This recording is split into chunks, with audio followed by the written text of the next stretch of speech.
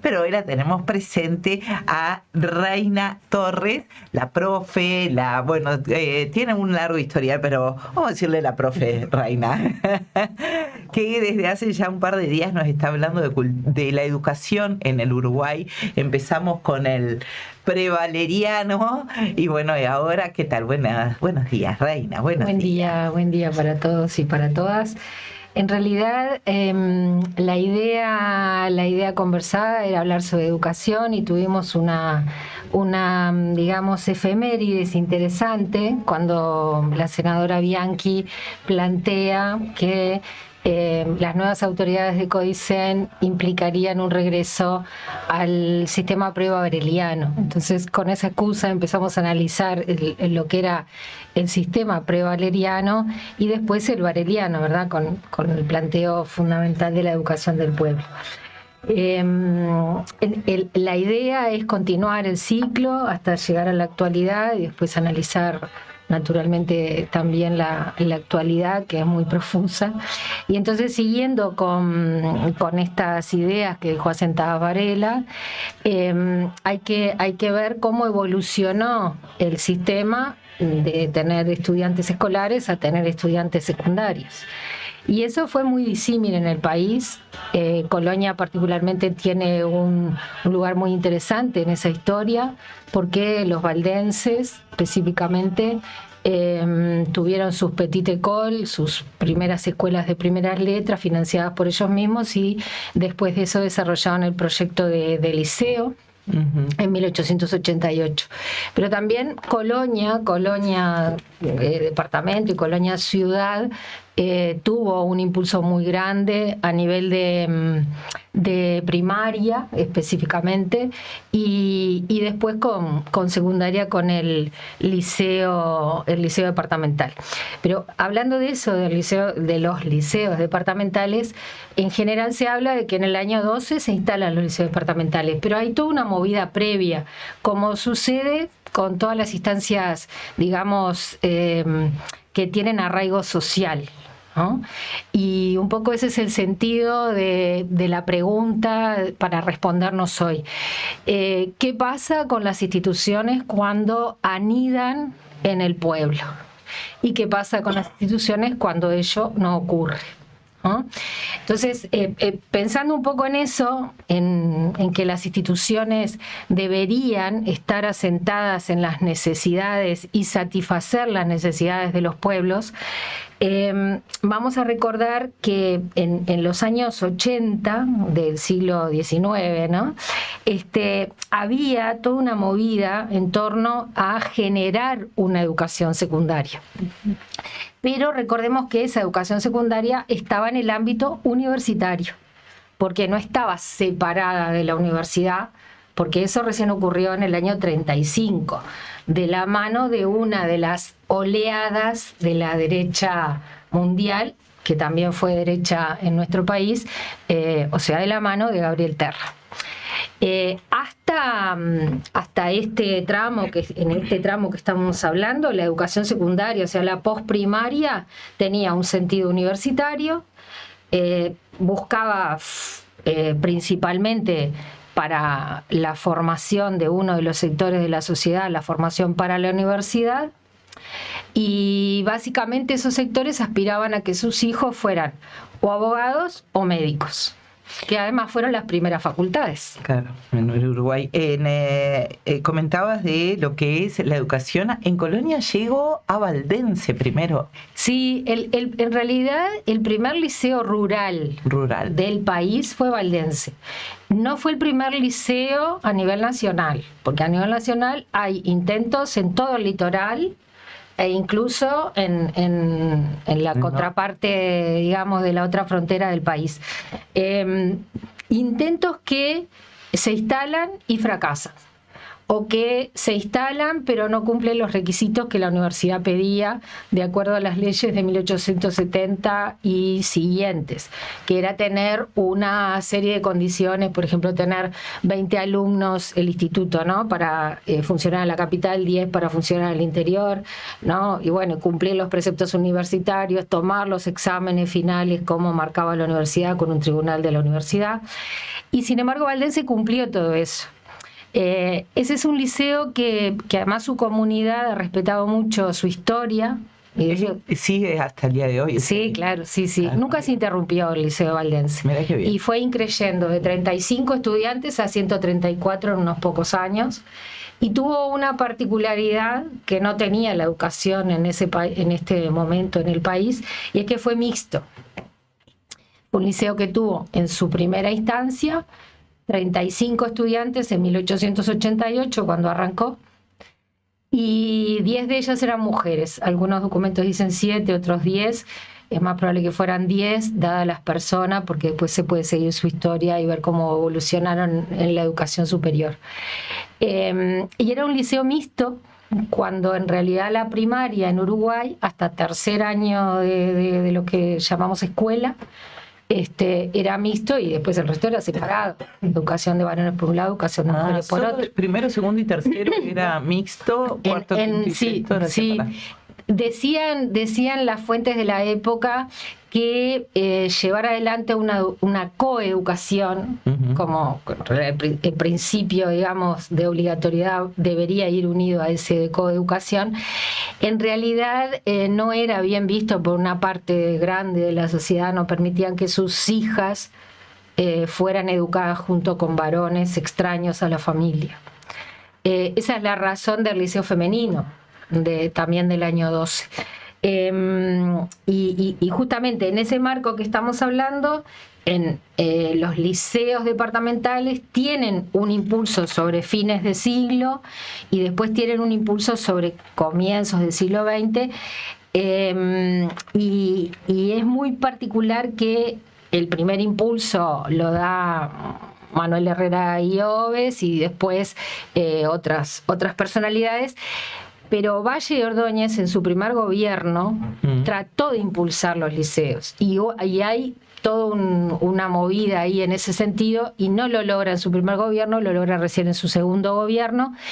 Y cuando va a instalar los liceos, necesita encontrar dinero, asunto que nos pasa eternamente, ¿no?, el famoso presupuesto de la educación, y entonces tiene que convertir un dinero que se usaba para pagar unos empréstitos en dinero para la educación. No le alcanza para todos los liceos del país, y entonces tiene que colocar 11 en el arranque, más el femenino, del que voy a hablar ahora un poquitito, y después en el año 13 el resto, porque no encontraba el dinero. La gente de los departamentos a los que no les tocó primero se enojó bastante, hizo una serie de reclamos, pero bueno, es que realmente tuvo que elegir que...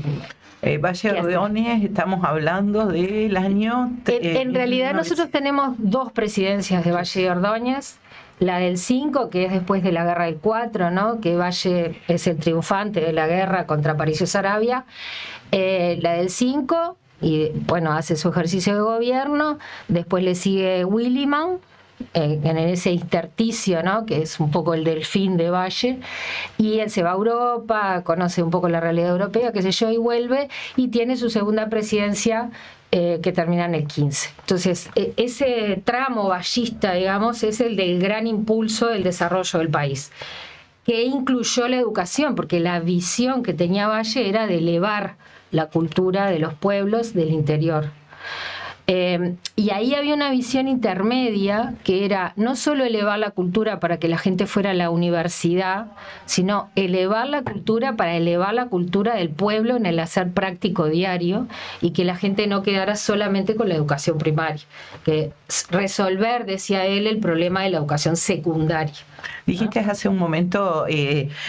instituciones anidadas en los pueblos. Claro, porque justamente cuando Valle tuvo que elegir, ¿no?, elegir dónde colocar el poco dinero que había encontrado. En realidad lo hizo en todo el litoral, que era el que había sido mucho más pujante en cuanto a insistir las comunidades con propuestas de liceos, ¿no? Que se llamaban institutos o colegios o qué sé yo.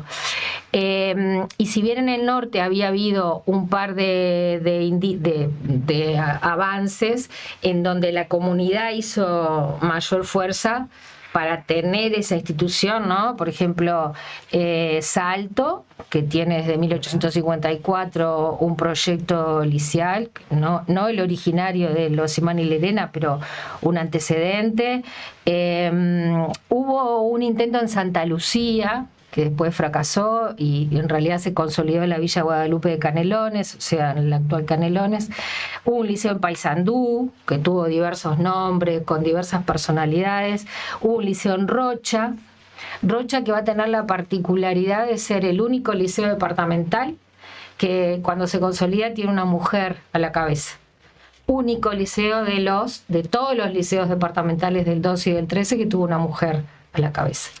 Y en realidad las mujeres formaban parte de la matrícula, porque había un conjunto de padres y de madres, de familias, que no tenían problema con la coeducación.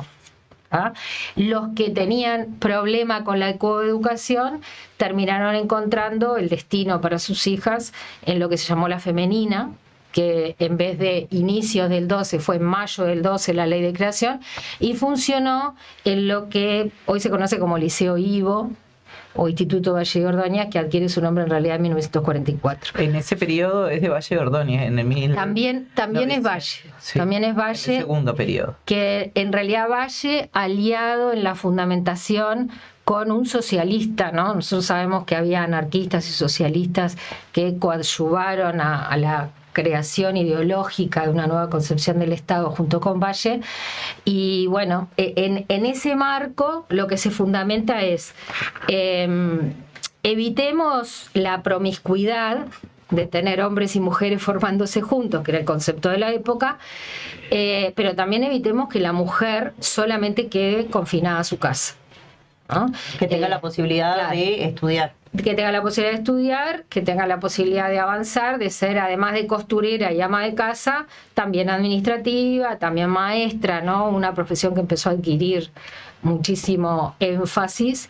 Y bueno, en realidad la creación de la femenina fue el ala secundaria femenina, creada en mayo del 12, que empezó a funcionar en lo que después se llamó el Liceo Ivo, en honor a Valle de Ordóñez, y bueno, que fue dirigido por algunas decanas, ¿no? Porque cada liceo tenía un decano, porque era parte de la universidad, mujeres a que han sido olvidadas completamente, que ningún liceo ni nada lleva su nombre, a excepción de Alicia Goyena, que Alicia Goyena fue la última decana, que estuvo entre el 44 ya como directora, porque en el 44 los liceos estaban separados de la universidad, y estuvo hasta el 76 en que la dictadura la sacó a rastras por la calle Graciada, en un episodio lamentable. Alicia Goyena dejó fuerte marcado en lo que era una dirección en un liceo. Sí. Ella no tiene gran producción pedagógica, hay un texto de ella que alguna vez podemos analizar, pero sí fue una mujer que tuvo mucha visión en eso de apoyar a las mujeres para que se formaran, punto uno, esa fue la base de su gestión, pero además Alicia Goyena fue una de las intelectuales uruguayas que se opuso a la separación del ala secundaria de la universidad, pero no porque no creyera en la educación para el pueblo, o sea, la educación para todos y no solamente para los abogados y los médicos, sino porque no creía en la intervención política de la educación. Y la separación del ala secundaria del ala universitaria tenía como fin, con Terra, con Herrera y con todo su séquito, de poner en el gobierno de la media a los sectores políticos. Claro. Que es lo que logró finalmente, ¿no?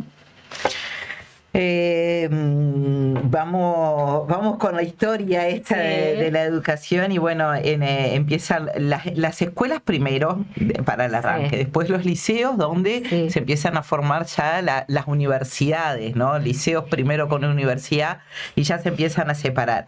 En la época de Valle quizás es la que más marca la educación en el Uruguay.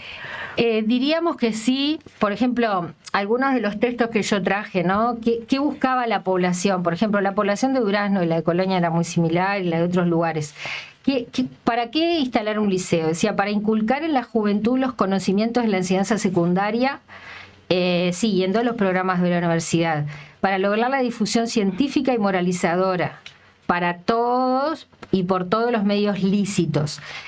Para dar conferencias científicas y literarias para el pueblo, para hacer veladas literarias musicales. O sea, la idea era que no solo los chiquilines y chiquilinas asistieran, sino también sus familias fueran parte de esa comunidad. Por eso yo digo que hay un arraigo ahí, donde hubo necesidad de instalar un liceo. Cuando se instala, además se desarrolla una profusa, digamos, extensión universitaria, que era uno de los sentidos de la universidad, ¿no? Es decir, que los padres y madres también participaran, que los vecinos también participaran.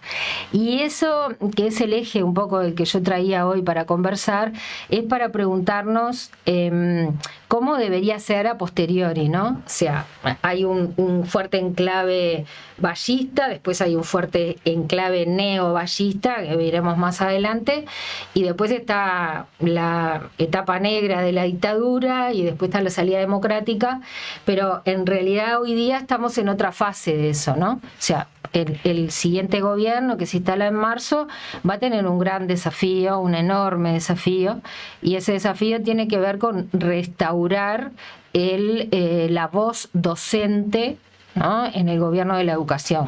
Pero va a tener otro desafío, que es ampliar la participación de las familias, cosa que no se ha hecho porque la voz docente estuvo, la voz de los no docentes no estuvo, y la voz de las familias directamente hace muchos años, desde esta primigenia concepción del liceo en relación con la comunidad, que no existe. Quizás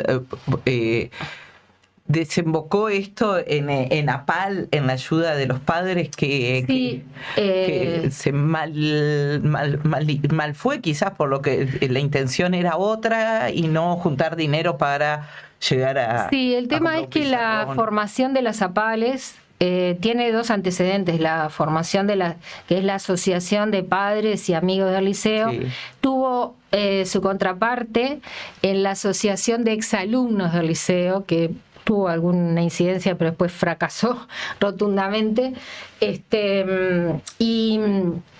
Lo que pasa es que la reglamentación que se hizo en tiempos de la dictadura y después permaneció en el inicio de la democracia, es una especie de asistencialismo y en algunos casos de, digamos, resignación del Estado de encontrar recursos. Entonces las familias son las que pasan a hacerlo, pero no tienen ninguna incidencia. Claro. Después hubo en el 2010, en el gobierno del 2010, del Uruguay, ¿no? En el marco del gobierno de izquierda del año 2010, hubo un intento de armar asambleas estudiantiles y de armar los consejos de participación, porque la ley lo admitió por primera vez, en donde hubo una intención de que hubiera un trabajo colectivo con familias, con no docentes, con gente de la comunidad. Pero en realidad como que no estaban las condiciones para llevarlo adelante, y además el infierno está colmado de buenas intenciones, dice el refrán, ¿no? No alcanza con la buena intención, hay que trabajarlo con la gente antes de legislarlo. Tú legislas por arriba o por encima o sin la participación de los actores, y eso no tiene, lo que decíamos, no anida, y si no anida, no crece. Y ese fue uno de los temas, y ese es un desafío que hay ahora en el nuevo gobierno de izquierda. de que vuelva la familia a las instituciones desde el lado de la participación, que no es la injerencia pedagógica, porque naturalmente la formación pedagógica para llevar adelante la formación de los chiquilines la tiene el cuerpo docente, pero hay una serie de necesidades, hay una serie de planteos, hay una serie de problemas sociales que hay que darle la vuelta para que sean parte de la investigación dentro de los centros educativos, hay que darle la vuelta para volver a trabajar con la universidad, ¿no? Anidando la universidad también, no para que todos sean médicos o abogados, ahora hay una infinidad de carreras, pero sí trabajando con la universidad porque la legítima investigación está radicada en nuestra Universidad de la República y esa es la que tenemos que fortalecer, ¿no? La idea sigue siendo la misma idea ballista, fortalecer la educación pública sobre la educación privada, más allá de que la educación privada es parte de esta nación desde todos los tiempos. Pero bueno, en nuestro sistema público de educación tiene que tender a fortalecerse entre sí y a tener vasos comunicantes, que ese es otro de los desafíos a llevar adelante, porque aquella maligna separación del año 35 no solo fue una separación, digamos, abrupta e institucional, sino que fue una separación en las representaciones de la gente que integra esas instituciones. Entonces, secundaria y la universidad están como peleadas entre sí. Pero hasta ese momento, hasta el año 35, era todo uno. El que empezaba el liceo era porque quería ser médico o abogado. Médico o abogado, pero también había otras intenciones ahí. Sería muy interesante analizar los congresos de profesores que funcionaron en el 33, 34, 35, pero también vuelvo a Alicia Goyena, ¿no? Alicia Goyena, Petit Muñoz y otros intelectuales del Uruguay, en realidad no era que querían que todos fueran doctores o todos fueran médicos, muy por el contrario. Alicia Goyena, que pertenecía a una familia importante del Uruguay, pues era Goyena Weinstein, no fue ni médico ni abogado porque no quiso. En realidad fue docente porque quiso serlo. Entonces lo que ella y otros intelectuales abogaban, Petit Muñoz sí era abogado, en realidad era que todo el mundo pudiera formarse en el ala secundaria para construir una nación más humanista, para construir una nación culta que no pudiera ser gobernada a prepo por nadie, para decirlo en términos coloquiales y populares. Entonces hay una serie de declaraciones en ese sentido que son muy interesantes en un libro que tiene Petit Muñoz que se llama Historia de la Autonomía en el Uruguay, de la autonomía de la educación. Y bueno, por eso digo que este es uno de los desafíos grandes que tiene nuestro nuevo gobierno. Un enorme desafío que hay que pensarlo con mucha seriedad, porque la única forma que las comunidades persisten, las instituciones persisten en las comunidades, ejemplo el Liceo Valdense, es porque la comunidad está atrás. ¿Ah? Sí. Es tan sencillo y tan complejo como es. Qué lindo tenerte acá, Reina. La verdad que te dejas llevar por la historia. Es muy atrapante lo que estás contando sobre el inicio de lo que es la educación en el Uruguay, ¿no? Sí, hay muchos libros sobre esto, pero hay uno de Alfredo Castellanos, que en realidad es producto de un concurso que se hizo a principios del siglo XX, que tiene toda la, digamos, cómo se fue pariendo paso a paso esto de los liceos por localidades, quiénes fueron las personas que estuvieron detrás, las comisiones, ¿no? Lo que diríamos comisiones barriales o qué sé yo. Y hay una serie de textos que son bien interesantes, ¿no? De por ejemplo, en el año 12, yo señalé por acá las razones para llevar los liceos, ¿no? Para llevar los liceos a la campaña, ¿no? Porque bueno, todo lo que no era Montevideo era la campaña, ¿no? Porque además, yo que sé, había 50.000 habitantes por lugar, o sea, con suerte y viento a favor. ¿No? ¿Y en Valdense en esa época cuántos habitantes tenían? No sé cuántos habitantes tenía Valdense en ese momento específicamente, pero Colonia tenía alrededor de 50.000 habitantes. ¿Iban a estudiar a Valdense en esa época? En Valdense tuvo una particularidad, y es que tuvo antes que Colonia internado. Ah, mirá. El tema del internado, que es otro capítulo, acá lo desarrolló Perrú y su señora. Estaba ahí en lo que es Oyotogulf, ¿no? En esa zona ahí estaba el internado. Que no era un internado para gente que se portaba mal, era un internado para chiquilines que no podían viajar todos los días porque no había locomoción, o porque era muy lejos, o porque salir estaba la cañada que se inundaba, todo eso. Pero Valdense tuvo antes internados, porque hay una particularidad de la ley, de estas leyes vallistas, que hablan, uno, de las becas, ¿no? Un tema muy interesante, que también sería parte de lo que debiéramos analizar hoy, porque las becas deberían ser tratadas en las comisiones departamentales de educación, que están reguladas por la ley, en las que también interviene la intendencia de cada lugar. Pero bueno, ese es como otro capítulo. Y estas leyes vallistas también hablan de que aquellos estudiantes que tuvieran una condición, digamos, económica, que no pudieran costearse ni el pasaje ni la estadía, no tuvieran con quién estar, un familiar, etcétera, tenían que estar en internados, y que el Estado tenía que hacerse cargo de la manutención para que no se quedaran sin estudiar. Para que no se quedaran sin estudiar. Aún así había pocos estudiantes, porque claro, también hay que pensar lo que significaba para una familia dejar que su hijo se fuera, ¿no? Es todo un tema, sigue siendo todo un tema. Sí, sí. Uno de los argumentos de los liceos departamentales era evitar el desarraigo, evitar que la gente se tuviera que ir a Montevideo a hacer lo que era el IABA, si estaba desde 1911, o irse a otros lugares. Bueno, yo decía que la idea, ¿no?, del plan de las escuelas de estudios secundarios, que se denominarán liceos, tiene por objeto provocar la observación y disciplinar el criterio por medio de la enseñanza general que prepare para el cumplimiento de los deberes de la vida. Esto es muy similar a lo que decía Varela, ¿no? Es muy similar. Y es lo que hoy llamamos educación ciudadana. Es decir, nosotros no solamente vamos a formar en materias, ¿no?, en biología, física, química, o interdisciplinar, o como se quiera llamar.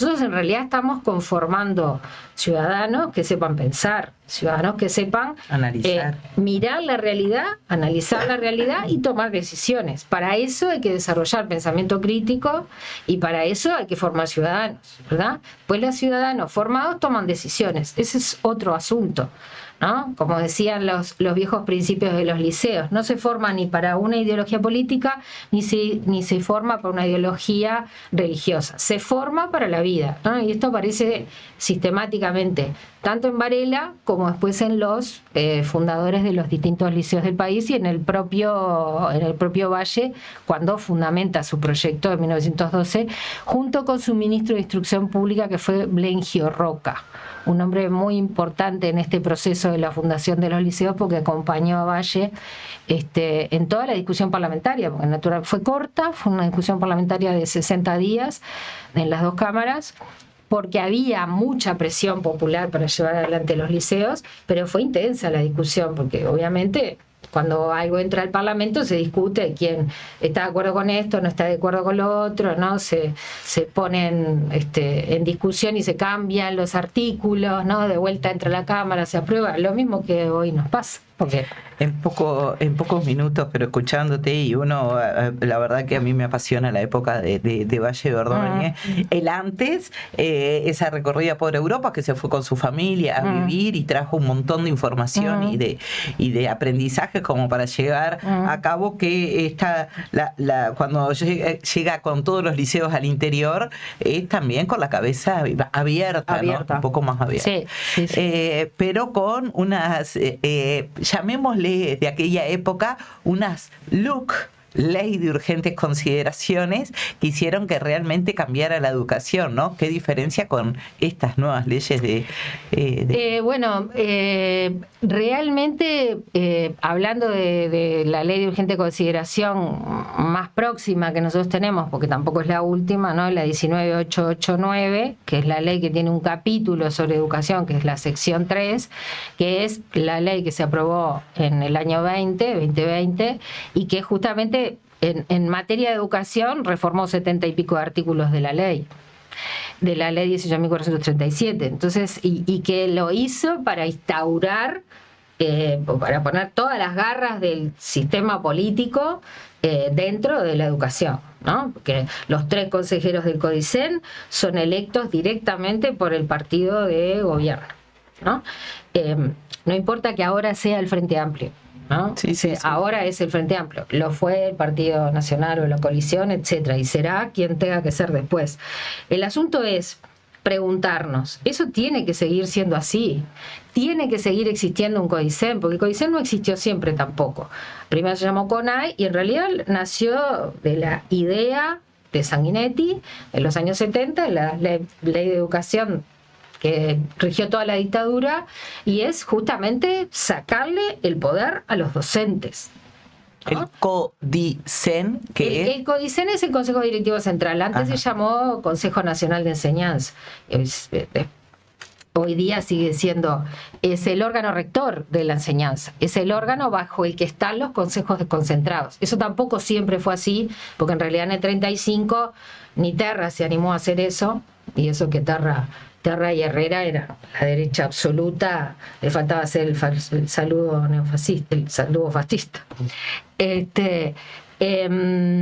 Porque Terra dejó representantes docentes dentro del gobierno de secundaria.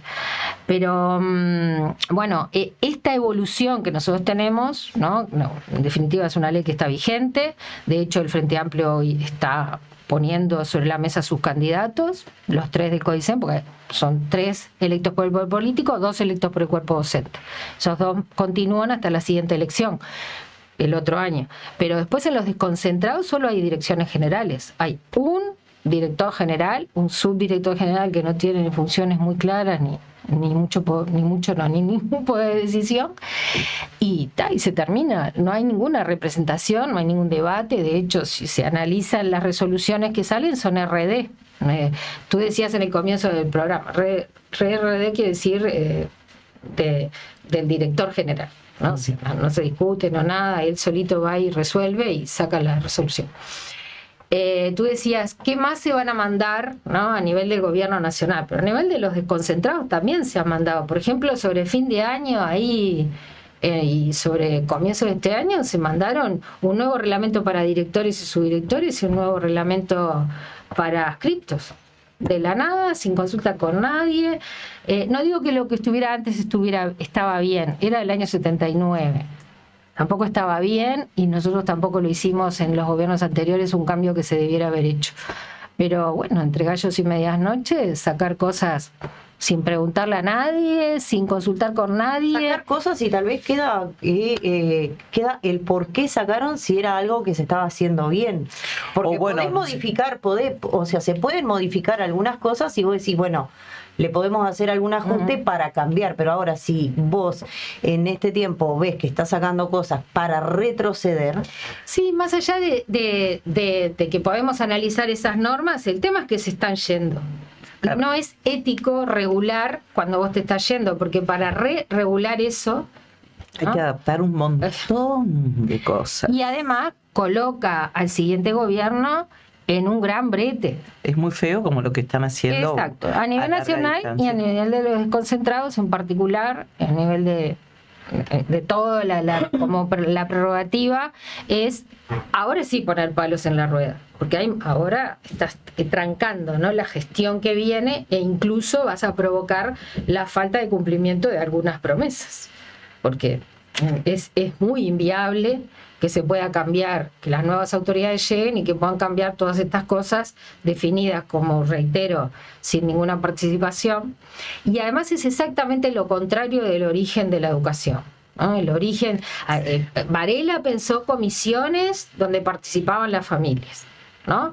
En el pensamiento de Valle fue consolidar los proyectos donde las familias, ¿no?, habían abogado por esa educación secundaria. Es decir, el origen de esto, que es entre Varela y Valle, no digo que no sean personajes que hayan tenido sus contradicciones, ¿no? Como todo personaje público y además como todo ser humano, no es que hicieron todo bien, pero de todas maneras sí había un sentido para educar al pueblo todo, para educarlo y conformarlo en ciudadanía, ¿no? Y además había un sentido de escuchar. ese sentido de escuchar, en este gobierno que acaba de pasar, se olvidó, porque la escucha que se hizo, podemos decir que es, a ver cómo lo podemos calificar, por la galería, ¿no? Porque si yo largo una consulta por internet y consulto a tiro una consulta y me responden 20, no quiere decir que me respondió el pueblo, ¿no? No, te respondieron 20. Respondieron 20 y si respondieron 40 es lo mismo, porque vos no podés, no lo tenés conformado a nivel de país, porque te respondieron 4 de esta zona, 3 de la otra y ninguna de las demás. Y las realidades son diferentes. Reina, es más que apasionante y es la base de todo esto, lo que estamos hablando, la base de la educación es la base de todo. Pero ya vamos más de media hora hablando de educación. La verdad que sí. Yo me quedé con la parte del internado, ¿no? Como para ponerle un poco de cuota de humor, ¿viste? Se acabó eso. Si hay alguien moderno que nos está escuchando, te voy a mandar al internado, como nos decía, como castigo. Como castigo. Y en realidad era una salvación. Era un salvoconducto. En Valdense, además, fue una cuestión, ¿no? Estaban internados en la casona de los Chiles, está ahí cruzado con la escuela y la plaza ahora. Bueno, no existe más como internado, por supuesto. Y bueno, y había toda una serie de personal y demás dedicado a esos chiquilines. Y después Valdense tuvo una particularidad, y es que además de los internados, muchas casas de familias recibían, y durante muchísimos años, por eso es que los intendentes de Colonia se han formado ahí, es que fue el único liceo que tuvo determinadas opciones para educarse, ¿no? Que no estaban ni siquiera en Colonia. Entonces, bueno, Zimmer, señor que ahora en la intendencia, Moreira, fueron alumnos de Valdense en el preparatorios. Mira, qué interesante. Reina, tenemos la suerte de que vamos a estar con este espacio todos los lunes, así que esto recién comienza. Sí. Bien, con muchísimo gusto. Y ya empezamos a tirar para un lado y para el otro, porque además queremos actualizarnos con la educación de hoy, lo que está pasando hoy, lo que va a pasar el día a día, el porqué de las cosas que a veces no entendemos, porque apuntan a que no repitan ningún gurí en el liceo, por ejemplo, pero cuáles son las consecuencias, qué es lo que puede pasar. Bueno, esa es una pregunta interesante, porque muchos chiquilines te dicen, cuando le decís, bueno, ponete las pilas porque, pero no me pueden dejar repetido. Sí, bueno, el sistema de repetición, que eso es parte de los reglamentos de evaluación, en realidad tiene algún antecedente de evitar la repetición. En los años 90 había un reglamento de la época de Rama, Rama como presidente de COICEN, que permitía que por ejemplo, se salvara la asignatura del grado siguiente y con eso se levantara la observación del anterior. Eso fue muy criticado en su momento, habría que evaluarlo. Yo tuve la sensación cuando era directora que en realidad era un instrumento que servía, ¿no? Porque, bueno, si el estudiante efectivamente preparaba bien la asignatura, que esa es la clave de la cuestión, y aprendía, ¿no? Y aprendía a un nivel superior, uno puede pensar que tiene el nivel inferior, aunque esa correlación no es igual en todas las asignaturas, ¿no? Porque bueno, de repente se puede ser experto en la historia universal y no saber nada de la nacional, y ahí lo podríamos cuestionar.